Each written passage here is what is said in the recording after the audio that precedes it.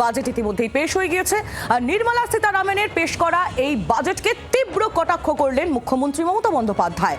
আর কমাস পরেই রাজ্য বিধানসভা নির্বাচন। ভোটের মুখে নরেন্দ্র মোদী সরকারের বাজেটের দিকে তাকিয়েছিল গোটা রাজ্যের মানুষ। এবারের কেন্দ্রীয় বাজেটে বাংলার জন্য কিছুই থাকলো না বলে দাবি করলেন মুখ্যমন্ত্রী। এবার নির্মলার বাজেটকে দিশাহীন, হামটি ডামটি বাজেট বলে কটাক্ষ করেছেন মমতা। কেন্দ্রীয় বাজেটে বলা নির্মলা সীতারামনের প্রস্তাবগুলিকে মিথ্যে কথার ফুলঝুরি বলেও আখ্যা দিয়েছেন মুখ্যমন্ত্রী মমতা বন্দ্যোপাধ্যায়। কি বললেন তিনি, শুনুন। যে 3টে ফ্রেট করিডোরের কথা বলেছে, আমরা 3টে নয় 6টা করছি সারা বাংলাকে জুড়ে।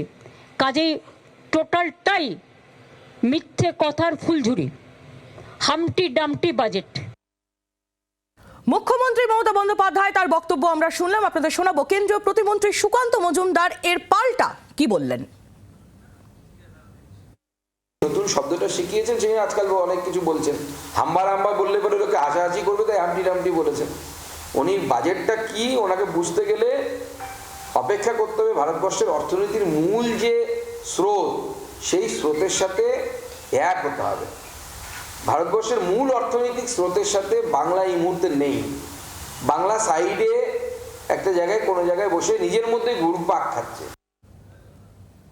এখানেই শেষ নয়, বাংলার বরাদ্দে যে করিডোরগুলো পাওয়া গিয়েছে এবারের বাজেটে, সেই করিডোরগুলো নিয়েও কিন্তু তোপ দেখেছেন মুখ্যমন্ত্রী। কি বললেন তিনি, শুনুন।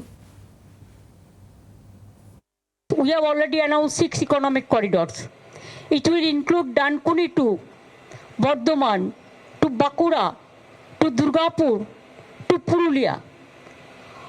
Other is Kalyani to Bardhaman, Birbhum, Malda, Shiliguri, Kuch Bihar.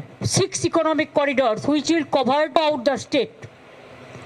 So what they said about 3 corridor, that is absolutely a garbage of lies. স্বাভাবিকভাবেই মুখ্যমন্ত্রীর এই বক্তব্যের পর বিজেপি চুপ করে থাকেনি। বিজেপির রাজ্য সভাপতি শ্রমিক ভট্টাচার্য তিনি কি বলছেন দেখুন। বাংলা তো মুখ্যমন্ত্রী ছিল, আমার বাংলা। মানে শয়নে স্বপনে জাগরণে উনি বুঝেছেন যে বিদায় আসন্ন। 26-এর নির্বাচন তৃণমূলের বিসর্জন, কালের দেওয়ালি, কেউ বদলাতে পারবে না। বাজেট নিয়ে মুখ্যমন্ত্রী মমতা বন্দ্যোপাধ্যায় তার বক্তব্য আমরা শুনলাম। তৃণমূলের second in command Abhishek Bandyopadhyay তিনিও চুপ নেই, শুনুন তার বক্তব্য। বেসলেস, মিশনলেস, ভিশনলেস বাজেট এবং চূড়ান্ত হতাশা থেকে এই বাজেট আমার মনে হয় অর্থমন্ত্রী পেশ করেছে। কিছুই নেই এবারে যে কোনো শ্রেণীর পক্ষেই। আপনি দেখবেন সে শ্রমিক হোক, কৃষক হোক, যারাই রয়েছে, কারোর জন্য কংক্রিট কোনো সলিউশন বা প্রতিকার বা সমাধান এই বাজেটে নেই। এই বাজেট আমি সে কারণে বলছি মিশনলেস, ভিশনলেস এবং বেসলেস, দিশাহীন বাজেট। দিশাহীন বাজেট, সমাজের উপরতলা থেকে নিচুতলা বাজেটে কেউই কিছুই পেলেন না, এই বক্তব্য অভিষেক বন্দ্যোপাধ্যায়। তার পাল্টা রাজ্যের বিরোধী দলনেতা শুভেন্দু অধিকারী তিনি কি প্রতিক্রিয়া দিলেন, শুনে নিন। ভারতবর্ষের অর্থনীতিকে আরো শক্তিশালী করার জন্য এই বাজেট ওয়েলকাম করছি। সামগ্রিকভাবে গোটা ভারতবর্ষে মধ্যবিত্ত এবং নিম্নবিত্ত এবং লো পেড আয়ের যারা ইনকাম গ্রুপ তাদের জন্য আয়করে 31শে জুলাই পর্যন্ত রিটার্ন দেওয়ার ব্যবস্থা বা অন্যান্য যে সরলীকরণের ব্যবস্থা তাকে ওয়েলকাম করছে। এপ্রিল মাসে বিধানসভা ভোটে এবারে পরিবর্তন আনুন, বিজেপিকে আনুন, যাতে কেন্দ্রীয় সরকারের এই জনমুখী বাজেট পশ্চিমবঙ্গের গ্রামান্তরে আমরা পৌঁছে দিতে পারি। রাজ্যের বিরোধী দলনেতা তিনি যখন এই বক্তব্য রাখছেন, তখন আরো 2 তৃণমূল সাংসদ তারা পাল্টা কি বলছেন, সুদীপ বন্দ্যোপাধ্যায় এবং তার পাশাপাশি সৌগত রায়, তাদের বক্তব্য এবার শোনাবো আপনাদের। কালারলেস, ওডারলেস আর টেস্টলেস বাজেট। নতুন কিছু নেই, কিছু লেকচার আছে কি হবে না হবে, কিন্তু ওরা যেগুলো অ্যানাউন্স করেছে সবই all in the future. Indirect বা ডিরেক্ট ট্যাক্সে কোনো মডিফিকেশন করেনি। এই বাজেট কোনো উৎসাহ সৃষ্টি করবে না। উচ্চারণ হলো না, এটা ভালো। বক্তৃতার মধ্যে অনেক রাজ্যের নাম উচ্চারণ হবে, কোথাও একটা কিছু উচ্চারিত হবে এরকম ভাবা গেছে।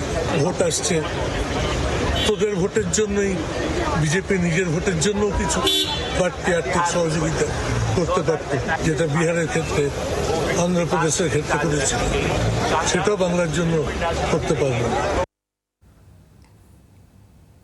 দেখুন, তরজা তো চলবেই। বাজেট নিয়ে এক পক্ষের বক্তব্য, অপর পক্ষের পাল্টা বক্তব্য, সেটাও সামনে আসবে, তুলে ধরবো আপনাদের সামনে অবশ্যই।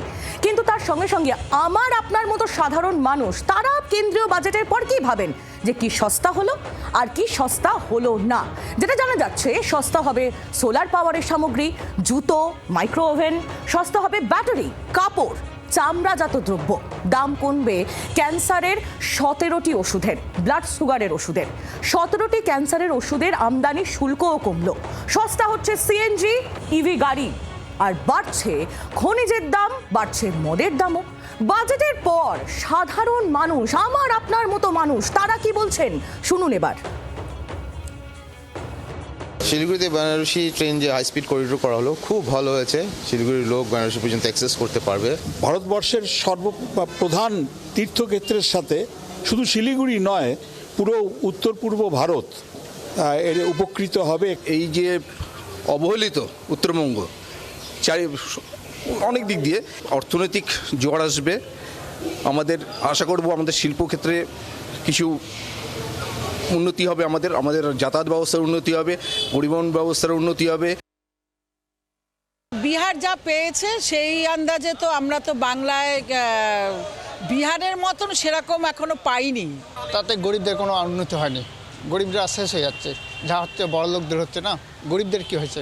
সকলে আমরা অনেকদিন থেকে ভাবছিলাম যে একটা হাই স্পিড ট্রেন আসবে, শুনছিলাম, অবশেষে সেটা বিলটা পাস হলো, এটা জেনে খুব ভালো লাগলো। সাধারণ মানুষের কথা আরেকটু ভাবলে ভালো হতো, আরেকটু ভাবা উচিত ছিল।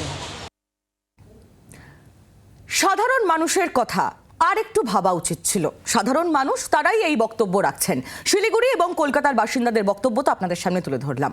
এবার আরো দুটি জেলার বক্তব্য আপনাদের সামনে তুলে ধরবো, সেগুলি হলো দুর্গাপুর এবং বীরভূম। কি বলছেন সেখানকার মানুষ শুনুন। আমরা দুর্গাপুরে বাসী এবং দুর্গাপুরকে কেন্দ্র করে যারা জীবিকা নির্বাহ করে, তাদের প্রত্যেকের জন্য আগামী দিনে একটা বিরাট কর্মসংস্থান এবং উন্নয়নের সুযোগ আসবে। নিঃসন্দেহে একটা ভালো খবর। সুতরাং পাওয়ারের অভাব নেই, জায়গার জন্য অভাব হয়তো নেই। তো যে সমস্ত রুগ্ন কারখানাগুলো, সেগুলোকে বাঁচিয়ে তুললে মনে হয় শিল্প করিডোর করার অর্থটা যুক্তিবহ। এটা আজকে যে ঘোষণা বাজেটে, সেটা যদি বাস্তবে রূপায়ণ হয়, তাহলে আমাদের জেলা এবং আমাদের দুর্গাপুর এবং রাজ্যের জন্য একটা বড় সুখবর বলে আমরা মনে করছি, এবং তাতে প্রত্যেকেই আমরা উপকৃত হব। জিএসটি অনেক ক্ষেত্রে দেখা যাচ্ছে যে গভর্নমেন্ট কমিয়েছে, এবারে আরও কিছু কিছু ক্ষেত্রে যদি কমানো হয় তাহলে নিত্য প্রয়োজনীয় দ্রব্য সামগ্রীর দাম কমবে, দেশের ইনফ্লেশন রেটটাও কমবে। মানুষ চাই তাদের হাতে ক্রয় ক্ষমতা বেশি থাকুক, অতএব ট্যাক্স বাড়িয়ে দিলে মানুষের তো কেনার ক্ষমতা কমে যাবে। তাই আশা করবে ট্যাক্স স্ট্রাকচার এমন করবে না যাতে মানুষের ক্রয় ক্ষমতা কমে যায়। গভর্নমেন্ট গতবারের বাজেটে ইনকাম ট্যাক্সে তো ছাড় দিয়েই ছিল, তো এইবারেও সেই ছাড়টা অন্তত যদি বজায় রাখে তাহলে সেটা আমাদের ডিসপোজেবল ইনকামটা অনেকটাই বাড়াবে। আপনাদের সামনে তুলে ধরলাম বিভিন্ন জায়গার মানুষের বক্তব্য। বাজেটে বরাদ্দ এবং বাজেটে যা যা বরাদ্দ হলো তার বাস্তবায়ন, সবটা নিয়েই এই মুহূর্তে সাধারণ মানুষ তারা কিন্তু চিন্তা করছেন। আরামবাগের বাসিন্দারা কি বলছেন এবার শুনুন। কোনোভাবেই খুশি নয়, তো খুশি হবে কি করে? তো মানুষ মারা কল করে বসে আছে, এই বাজেটটাই তো মানুষ মারা কল। ইন্ডিয়ান গ্যাসের দাম বাড়ানো যাই বাড়ুক, 10 টাকা বাড়ুক, 20 টাকা বাড়ুক, 50 টাকা বাড়ুক, সেটা প্রত্যেকটা ঘরে প্রত্যেকটা মানুষের ক্ষয়ক্ষতি হচ্ছে। বাংলা চিরকালে পৌঁছতে থাকে কেন্দ্রের কাছে, এবারেও তাই পেয়েছি। এটা আমাদের কাছে নতুনত্ব কিছু নয়, আমরা পেয়ে প্রতিবারই পাই হতাশা। বাজেটে বাংলা পুরোপুরি বঞ্চিত, সব দিক থেকেই যেমন বঞ্চিত হয়েছে, আজকের বাজেটেও বাংলা বঞ্চিত। যার জন্য মানুষ নরেন্দ্র মোদীর সরকারকে ভোট দিয়েছে, বিজেপি সরকারকে ভোট দিয়েছে, সে বিজেপি সরকারের কোনো ধরনের সদর্থক ভূমিকা বাংলা পায়নি। আজও পর্যন্ত আমরা নিরাশায় থাকলাম, এর ফল কিন্তু ভুগতে হবে। বাংলার আওয়াজ, বাঙালির আবেগ, জি 24 ঘন্টা।